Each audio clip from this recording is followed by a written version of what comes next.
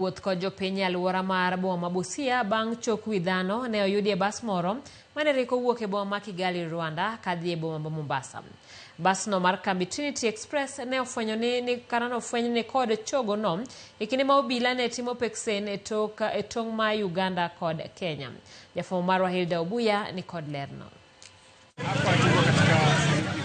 Jopiny mane ogoyo kambi e tesend obila ma Busia ka gidwaro ng'eyo adieri e wi chok wi dhano ma ok ong'ere mane oyudore e bas mar jowuoth mane owuok e boma maduong' mar Kigali e piny mar Rwanda kochomo boma ma Mombasa. Ilikuwa imepakiwa vizuri na mapolisi wakachukua wakaingiza nayo kule ndani. Chogono no ofweny gi obila mane rik goyo peksen e basno mar kambi mar Trinity Express e kar donjo e tong' mar Kenya kod Uganda. Dereba kod kondakta mar basno no ndiko dhoge e steshend obila ma Busia. Moko kuom jodak ma Busia onyiso obila mondo mi otim nonro mar fwenyo kuma ne chok wi dhano no nowuoke. Wakati unachinja mwanadamu wenzao kama mnyama, unafikiria nini? Unatoa damu yake, unachinja mkono yake, unachinja kichwa yake.